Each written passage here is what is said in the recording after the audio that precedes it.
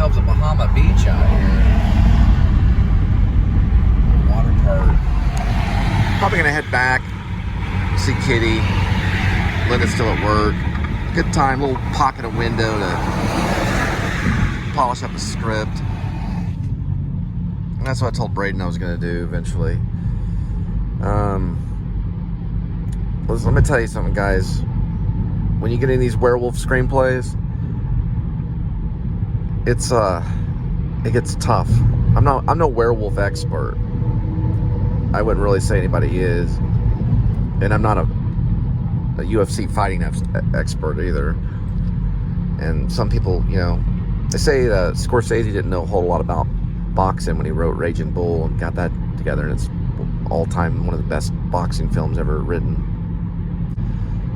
But if the heart of the script is there and you love it, then you're on the right direction. That's what Quentin Tarantino says. He says if you really love movies, then your screenplay is going to work. If you really love movies, it'll work. So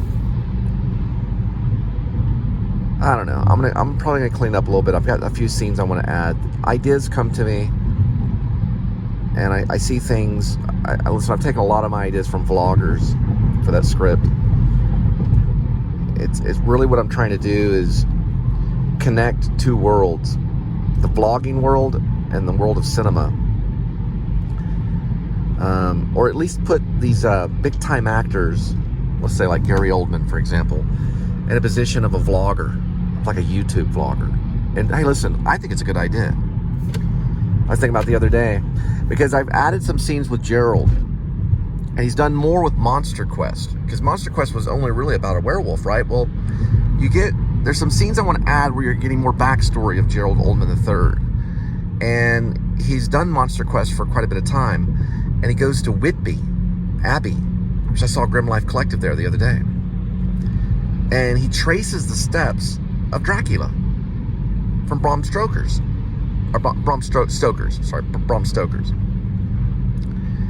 Which I'm sure Gary Oldman did, because he played Dracula. It would be great to see that. You know, I've seen these scripts where all of a sudden it's an homage to the actor.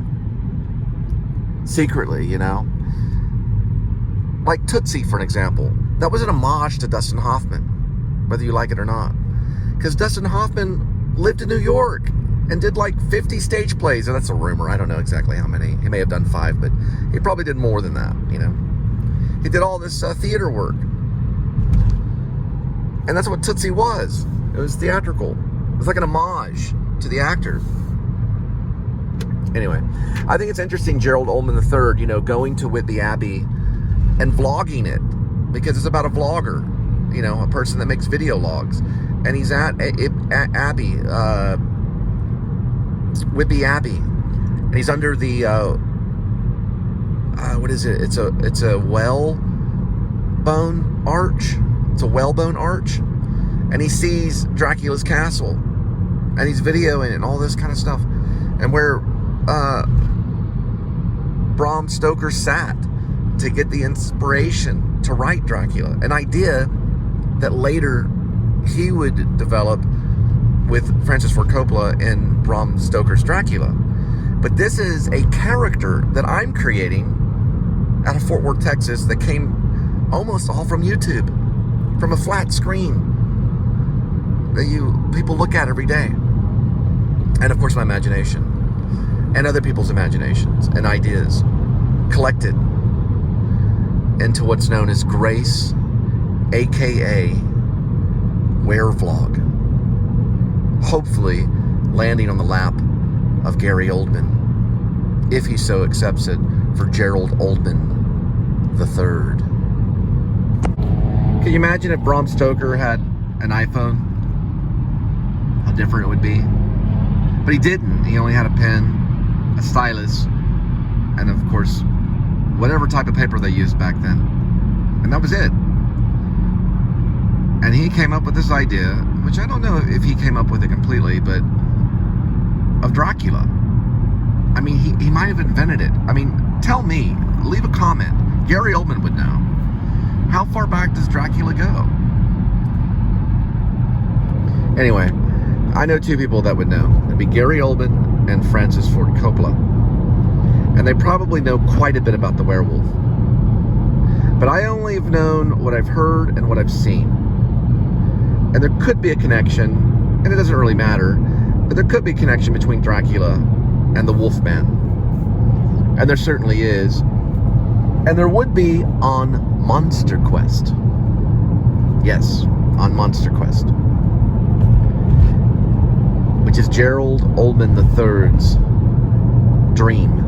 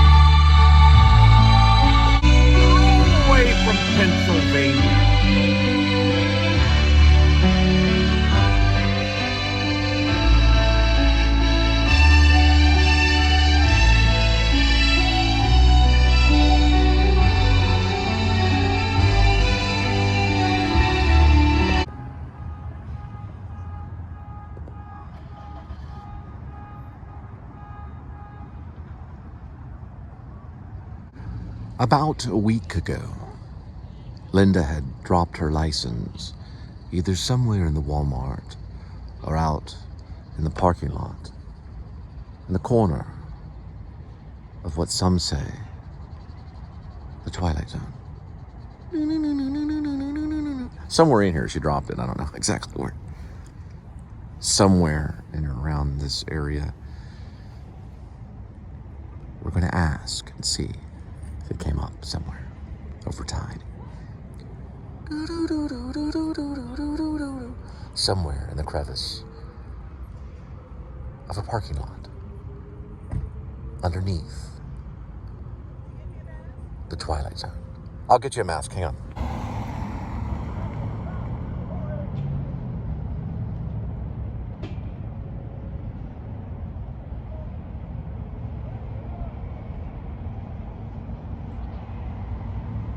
It's like a jogging team.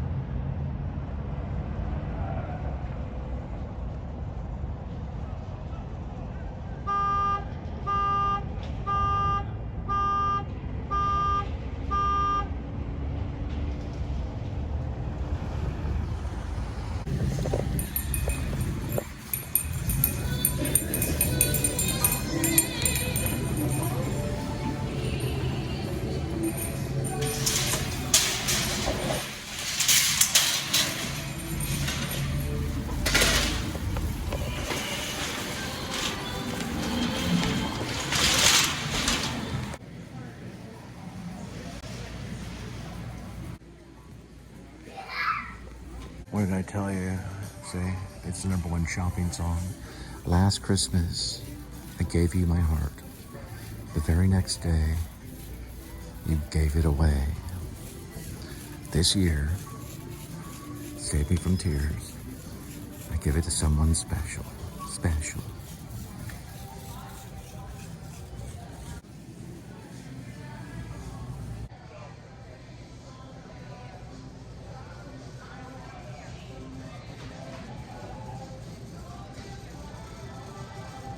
Cool, someone hid my chips right back here. They're right there. The jalapeno kettle cooked potato chips. Those are the ones. Oh, okay. Oh, yeah, Yes. I forget about those. They're jalapeno potato. I'm giving it to someone special, special.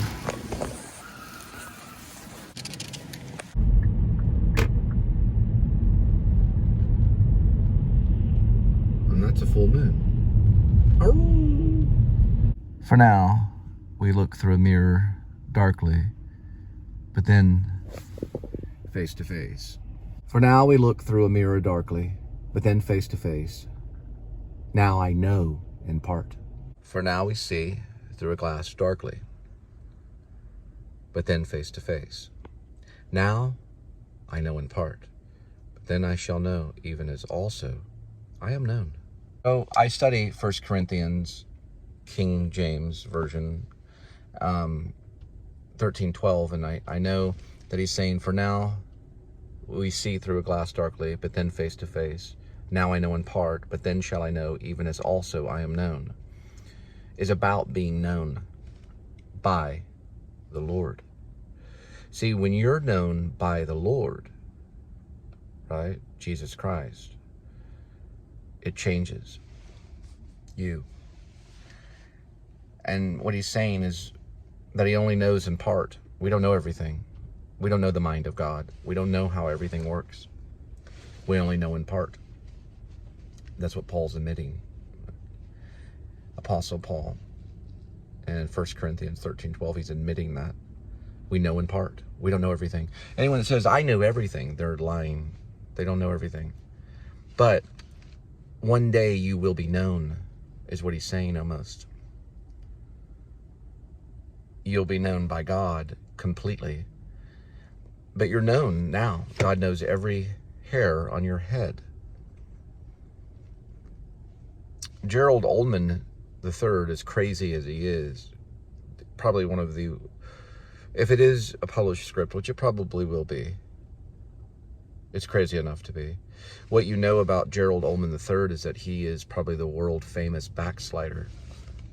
Once a minister, and it doesn't matter the church, it can be non-denominational. Whether it's the Antioch Church or the Church of England, it doesn't matter. The Antioch Church was the first Christian church established in Hellenistic times in Greece. It was what Paul wrote about in Acts. But it doesn't really matter the church. That's why I'd rather it be non-denominational, or at least he says it is. But we don't really get into that part of him. We just know that he was a man, a shepherd of the Lord. He was a man that led people and a flock to the Lord. But he backslid horribly, and most likely probably because of scotch, as in whiskey. And of course, his wife taking the children and disappearing among the world like a needle in the haystack. Now, he loses himself in the world of YouTube and Monster Quest. Even I'm adding scenes where he goes to Whitby Abbey to look upon the gaze of Bram Stoker, Abraham Stoker, who wrote Dracula. And this is just something he does. It's not anything out of his character. And then he goes and he just explores these monsters as if they're a collection of toys that he wants to gather. The only thing different about Gerald Oldmane III than other people is he knows the monsters are real. And we see that side of it in the story. We see that side of it. That there really is a werewolf. And possibly according to his research that he does a little bit, going off to Abbey, going off to, Whitby, Abbey, he starts to realize that there probably was Dracula, right? He's that kind of character. Probably more sincere than, was it Randy McDowell, who played the similar character in Fright Night? But he had a television show and was more of an actor. Although Gerald is an actor, but he sincerely believes these things because of his research.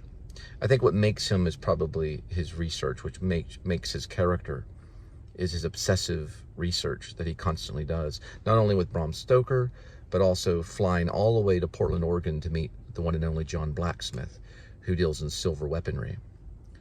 And then even further to the town Barksville to hunt out who he thinks is a werewolf, which is Grace Lipon. Or Lippin, I don't really know how they would pronounce it. I'd have to get a dramaturgy. I'd probably say, I'm the one that wrote it, but probably Lippin, Lippan. It comes from a scribal scroll name from Apache heritage, as in Lipan, which is Lippin. But Lipan, the extra P was added, or maybe it was there beforehand. The Apaches were affected by the French during the Revolutionary War because they were used as soldiers. So their names were often changed and that went back onto the scroll because they stayed with their tribes. Grace Lippin has ancestry in the Apache, but he also has a history in being a UFC fighter and all this other stuff. Also, there's a kind of a delusional aspect of Gerald Oldman that if you've seen some movies, John Hurt did one about Long Island, and Gods and Monsters is another one Sir Ian McKellen did too, which is about delusion. But this is not some type of, he was not seeking Grace for any type of relationship connection or romance. He sincerely believes he's an actual werewolf and gets this delusion from a tattoo that he sees. It's probably something that he just makes up right there on the spot, almost like a breakdown, which happens in the tavern. I wanted to use Hopkins and Sir Ian McKellen in that scene, the tavern, because these are his friends and some other actor too, witnessing him having this kind of breakdown and like, calm down, get some pretzels, that kind of thing that's in the script, because it's a very close encounters, Richard Dreyfuss looking into the TV screen and seeing this revelation of this guy right here. He comes to conclusion, it's like a realization. It's like almost, if you would say, a moment of clarity for an alcoholic, only it's delusion, because he's obviously crazy. But as we follow the story, we realize there's some truth to it, because someone he's connected to actually is a lycanthrope. Only it's a she. Correction on the McDowell, it was actually Roddy McDowell who was in Fright Night. Just wanted to correct that. You scared me. What's going on? Hey.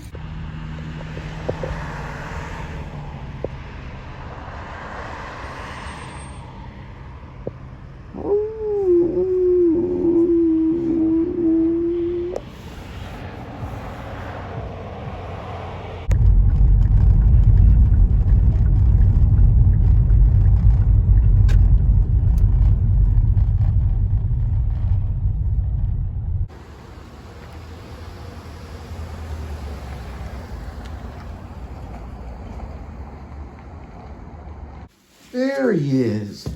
Hi, The Edmund. special little kitty. Yes, I'm taking my shoes off. I know about the dirty shoes. Take it. There we go. Little kitty. Hi, kitty, kitty, kitty, kitty. Hi, kitty, kitty, kitty, kitty, kitty, kitty, kitty.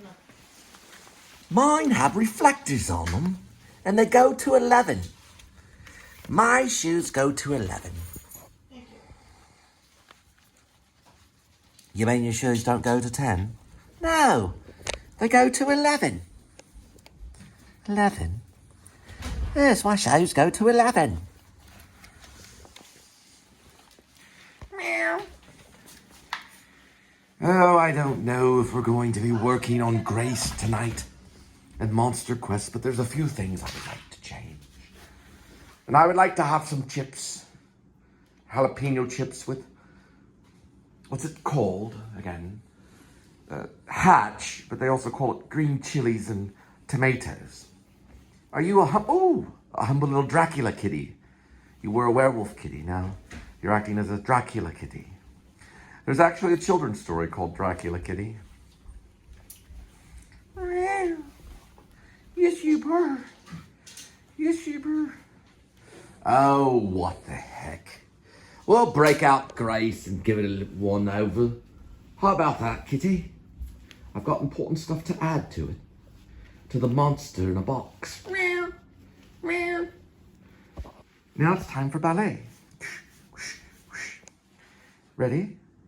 And plie. Grand tendu. And plie. Grand tendu. And plie. And first. Was that second? First, second, first, second, first, second, first, second, first, second, first, second, first, second.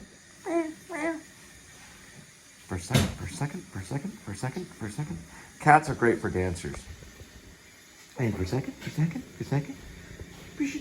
First, second, and second, and second. First, and second, and second, and second. Oh, you don't like that, do you?